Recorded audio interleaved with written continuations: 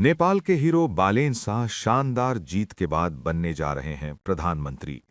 नेपाल के जेनजी आंदोलन के नेतृत्वकर्ता और सहयोगी रहे काठमांडू के पूर्व मेयर बालेन शाह मात्र 35 वर्ष के हैं, मधेशी हैं और मैथिली जिला के रहने वाले हैं।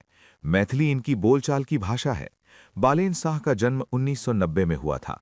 इनके पिता काठमांडू के एक अस्पताल में सरकारी चिकित्सक थे। बालेन की प्रारंभिक शिक्षा काठमांडू में ही हुई, लेकिन इंजीनियरिंग की पढ़ाई उन्होंने कर्नाटक से की। बताया जाता है कि बालेन के पिता जहां जाते थे वहां अपने को साथ ले जाते थे। इन्हें पढ़ाई लिखाई में मन नहीं लगता था, लेकिन पिता के दबाव और परिवार की प्रतिष्ठा को देखते हुए इन्होंने इंजीनियरिंग में मास्टर डिग्री प्राप्त किया। राजनीति से बालेन को बचपन से ही अभिरुचि थी। 2022 में ये काठमांडू के मेयर बन गए और जमकर बुलडोजर चलवाया, अतिक्रमित की बड़े-बड़े महलों को ध्वस्त करवाकर खूब सुर्खियां बटोरी। बहुत लोग बालेन से नाराज भी रहने लगे। बालेन शाह रैप गायक भी हैं। इनका एक गाना प्रधानमंत्री ओली की तख्ता पलट दी। 2025 में इन्होंने मेयर पद से इस्तीफा दे दिया। 25 के अप्रैल माह में प्रधानमंत्री ओली के खिलाफ संपूर्ण नेपाल में आंदोलन शुरू हो गया। नेपाल धू-धू कर जलने लगा। प्रधानमंत्री ओली और उनके मंत्री बाल-बाल बच गए। चंद दिनों के अंदर ओली को इस्तीफा देना पड़ा और फिर अंतरिम सरकार का गठन हुआ। इस बीच Balen Shah RSP party join कर लिया। जब नेपाल में चुनाव की घोषणा हुई तो आरएसपी ने रैंप गायक को अपना प्रधानमंत्री प्रत्याशी बना दिया।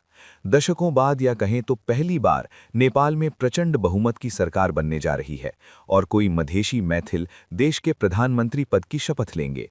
बालेन पूर्व प्रधानमंत्री ओली के खिलाफ चुनाव लड़ा था और ओली को 49,000 से अधिक मतों से पराजित किया है।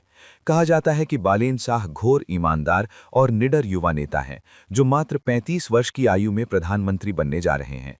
उन्होंने भारत नेपाल के बीच एक बड़ा विवाद भी खड़ा कर दिया था और नेपाल से सटे भारत के कुछ भूभाग को ग्रेटर नेपाल नाम कसकर नक्शा टांग लिया था।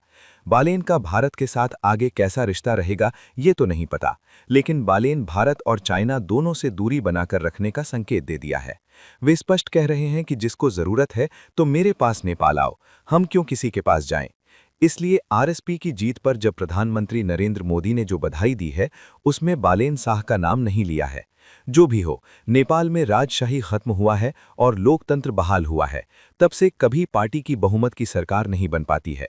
नतीजा है कि वहां गठबंधन की सरकार आती और फिर चली जाती है। नेपाल में स्थिर और स्थायी 5 वर्षों तक नहीं चल सकी है, लेकिन इस बार ये युवा नेता ने पहाड़ से लेकर तराई क्षेत्र तक तहलका मचा दिया है और नेपाली नागरिकों का दिल जीतने में सफल रहे हैं। बालेन शाह प्रधानमंत्री की शपथ कब लेंगे और नेपाल में नई और स्थायी सरकार का गठन कब होगा, इसकी कोई आधिकारिक घोषणा नहीं हुई है।